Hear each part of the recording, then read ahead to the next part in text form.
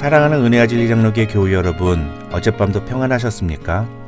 오늘도 우리에게 신실하신 하나님을 바라보며 하나님과의 약속을 성실하게 지켜나가는 성도 여러분들이 되시기를 주님의 이름으로 축원합니다. 오늘 새벽에 만나 본문은 민수기 31장입니다. 그 중에 1절부터 12절을 제가 읽어드리겠습니다. 여호와께서 모세에게 말씀하여 이르시되 이스라엘 자손의 원수를 미디안에게 갚으라. 그 후에 네가 네 조상에게로 돌아가리라. 모세가 백성에게 말하여 이르되 너와 함께 있는 사람들 가운데서 전쟁에 나갈 사람들을 무장시키고 미디안을 치러 보내어 여호와의 원수를 갚되 이스라엘 모든 지파에게 각 지파에서 1000명씩을 전쟁에 보낼지니라 하매 각 지파에서 1000명씩 이스라엘 100만 명 중에서 12,000명을 택하여 무장을 시킨지라. 모세가 각 지파에 1000명씩 싸움에 보내되 제사장 엘르아살의 아들 비나스에게 성소의 기구와 신호 나팔을 들려서 그들과 함께 전쟁에 보내매 그들이 여호와께서 모세에게 명령하신 대로 미디안을 쳐서 남자를 다 죽였고 그 죽인 자 외에 미디안의 5왕을 죽였으니 미디안의 왕들은 에위와 레겜과 수루와 후루와 레바이며 또 부울의 아들 발람을 칼로 죽였더라. 이스라엘 자손이 미디안의 부녀들과 그들의 아이들을 사로잡고 그들의 가축과 양떼와 재물을 다 탈취하고 그들이 거처하는 성읍들과 촌락을 다 불사르고 탈취한 것, 노략한 것, 사람과 짐승을 다 빼앗으니라. 그들이 사로잡은 자와 노략한 것과 탈취한 것을 가지고 여리고 맞은편 요단강가 모압 평지의 진영에 이르러 모세와 제사장 엘르아살과 이스라엘 자손의 회중에게로 나아오니라. 이스라엘 민족은 광야 40년을 마치고 이제 여리고 맞은편 요단강가인 시딤에 도착합니다. 오늘 본문인 민수기 31장은 그런 이스라엘 백성들이 이제 요단강을 건너 약속의 땅인 가나안으로 입성하기 전에 먼저 요단 동편 지역을 정복하는 과정을 기록하고 있습니다. 하나님이 미디안을 공격하여 이스라엘 자손의 원수를 갚으라고 명령하신 이유는 그들이 이스라엘 민족을 속여서 큰 어려움에 빠지게 만들었기 때문입니다. 그 사건이 바로 25장에 나오는 모압 여자들과의 음행 사건입니다. 즉 오늘 본문은 이스라엘 민족을 우상 숭배에 빠지게 만든 모압 족속에 대한 하나님의 공의의 심판이 기록된 장이라고 할 수 있습니다. 먼저 1절부터 12절을 보시면 하나님은 이스라엘의 원수를 미디안에게 갚으라고 말씀하십니다. 그러면서 모세에게는 그러고 나면 너는 죽게 될 것이라고 말씀하십니다. 그런 점에서 오늘 본문에 기록된 미디안과의 전투는 이스라엘을 40년간 이끌었던 지도자 모세에게 주신 마지막 임무라고 볼 수 있습니다. 세상 사람들의 관점에서 보면 모세는 한 나라의 지도자로 세움을 받았다고 볼 수 있습니다. 속된 말로 표현하면 출세했다 이렇게 볼 수도 있는 겁니다. 하지만 출애굽기부터 오늘 본문에 이르기까지 성경에 기록된 내용이나 또 모세 스스로가 자신에 대해서 이야기하고 있는 내용을 보면 모세는 자기 자신에 대해서 지도자라는 생각을 갖기보다는 오히려 자신은 하나님의 명령을 이스라엘 백성들에게 전달하는 사람이라는 인식을 더 많이 갖고 있었던 것 같습니다. 다시 말하면 모세는 외형적으로 보면 이스라엘의 지도자였는지는 모르지만 실제로는 철저히 이인자의 삶을 살았다는 것입니다. 모세는 이스라엘 백성을 이끌었던 40년 동안 이스라엘의 지도자로서 자신의 권한을 행사하거나 자기 마음대로 무언가를 결정해 본 적이 거의 없었습니다.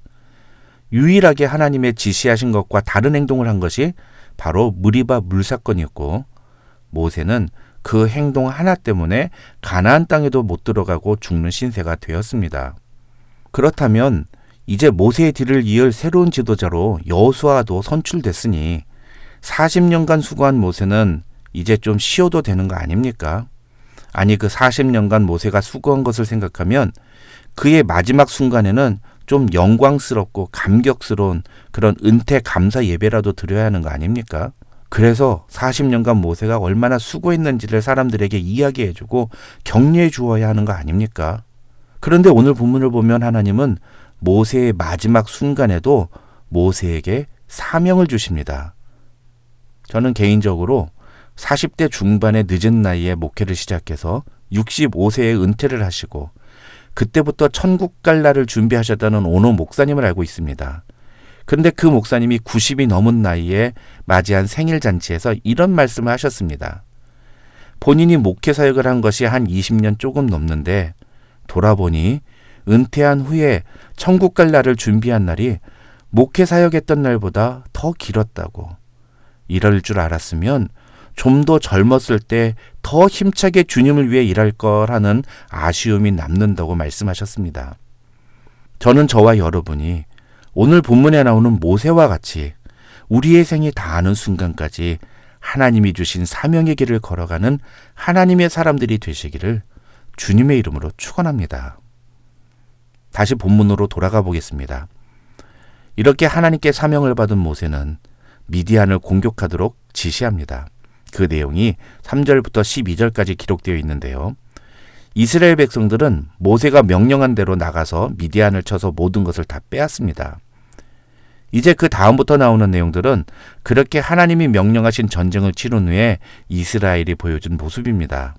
이 내용들은 크게 4가지로 구분이 됩니다. 먼저 12절부터 18절을 보시면 모세는 전쟁에서 승리한 후에 전리품을 빼앗아 가지고 돌아오는 군대를 맞이합니다. 그런데 14절과 15절을 보시면 모세는 그렇게 전투에서 승리하고 돌아오는 군대의 지휘관들에게 왜 여자들을 살려두었냐면서 화를 냅니다. 16절을 보시면 모세는 민수기 25장에 기록된 사건의 실질적인 주범이 바로 그 여자들이 아니냐면서 포로로 잡아온 여자들 중에 유부녀들과 또 남자 아이들을 모두 죽이라고 명령합니다. 인간적인 관점에서 이런 모세의 모습은 잔인하고 비인간적인 모습처럼 보이는지는 모릅니다. 하지만 이것은 죄를 완전히 청산하시려는 하나님의 뜻을 표현한 것입니다. 하나님은 조금이라도 죄의 여지를 남겨두는 것을 허용하지 않으시고 그것을 완전히 청산하기를 원하신다는 것입니다. 우리도 마찬가지입니다. 사단과의 전투에서 우리는 조금이라도 죄에 대해서는 관용하거나 용납하는 태도를 취해서는 안 됩니다. 그것은 우리의 승리를 다시 패배로 만드는 원인이 되고 말 것입니다. 그 다음 19절부터 24절을 보시면 모세는 전쟁에 참여한 군인들과 그들이 사용한 무기에 정결 예식을 명령합니다. 이 정결 예식은 7일 동안 진행이 됐는데 여기서 7일은 회복의 시간을 의미합니다. 군인들은 하나님의 명령을 따라 전쟁터에 나가서 싸웠습니다. 그들은 명령에 의해서 그리고 필요에 의해서 살인을 했습니다. 그래서 사람을 죽인 그 마음의 상태가 정상으로 돌아오기까지는 시간이 필요했다는 것입니다. 즉 정결이 상징하는 죄 용서는 우리에게 즉시 임합니다. 그러나 그 죄의 영향력에서 우리가 회복되기까지는 시간이 필요하다는 것입니다. 또한 이 정결 예식은 군인들만이 아니라 그들이 사용한 모든 무기에게도 거행이 됐습니다. 이것은 우리의 모든 것이 정결하게 되기를 원하시는 하나님의 마음을 보여줍니다. 우리의 삶도 마찬가지입니다. 정결하게 해야 하는 것 중에 예외는 없습니다. 우리의 모든 것이 거룩을 유지해야 합니다. 그 다음 25절부터 47절에 기록된 내용은 전투에서 가져온 전리품을 분배하는 원칙에 관한 것입니다. 전리품은 반으로 나눠서 전투에 참여한 군사들과 일반 회중들이 나누어 받았습니다. 이것은 2가지 면에서 의미가 있는데요. 첫째는 전투에 참가한 사람이나 참가하지 않은 사람이나 동일하게 전리품을 받았다는 것입니다. 즉 전투에 직접 참여하지 않은 자에게도 승리의 은혜가 함께 주어진다는 것입니다. 2번째 중요한 의미는 죽음을 각오하고 전투에 참여한 사람들이 그만큼 더 많은 것을 취하게 된다는 사실입니다. 하나님은 하나님의 명령을 따라 수고하고 헌신한 자가 더 많은 것을 취하도록 허락하십니다. 그런데 그렇게 받은 전리품 중에 군인들은 500분의 1을 그리고 일반 회중들은 50분의 1을 하나님께 드리라고 모세는 명령합니다. 이것은 헌금이 아니라 일종의 세금이었습니다. 그래서 성경에는 이것을 가리켜 공물이라고 표현했습니다. 전리품 중의 일부를 하나님께 공물로 드리는 것을 아까워하는 사람은 그것이 마치 원래부터 자신의 것인 양 생각하거나 혹은 자기가 노력해서 얻은 것이라고 생각하기 때문입니다. 그러나 하나님께서 전투에 승리를 주시지 않았다면 그런 전리품은 애초에 취할 수가 없었을 것입니다. 전쟁에서 승리하여 공물을 하나님께 드릴 수 있는 것이 하나님이 우리에게 베푸신 은혜인 것입니다. 모세는 바로 그 은혜를 기억하라고 이스라엘 백성들에게 이야기하고 있는 것입니다. 반면에 48절부터 54절에는 전투에서 승리를 거둔 군대의 지휘관들이 이번 전투에서 단 한 사람도 죽지 않고 돌아온 것에 감사하면서 하나님께 헌금을 가져오는 장면이 기록되어 있습니다. 앞서 25절부터 47절에서 드린 것은 공물, 즉 일종의 세금이고 48절부터 54절에서 군대의 지휘관들이 드린 것은 철저히 자발적으로 하나님께 드린 감사의 헌금입니다. 이 헌금은 하나님이 우리에게 허락하신 큰 은혜와 특별한 축복에 대한 감사의 표현이었습니다. 모세는 그들이 드린 헌금을 회막에 들여서 여호와 앞에서 이스라엘 자손에게 기념으로 삼았다고 54절은 기록하고 있습니다. 인간들 사이에서도 누군가에게 큰 은혜를 입거나 도움을 얻었으면 그에 대한 감사를 표현하는 것이 인지상정입니다. 하물며 신앙에서도 마찬가지입니다. 우리가 하나님의 은혜를 깨닫고 하나님이 우리에게 베푸신 큰 축복을 알았다면 우리는 그 은혜에 반드시 보답하는 감사의 마음을 표현해야 합니다.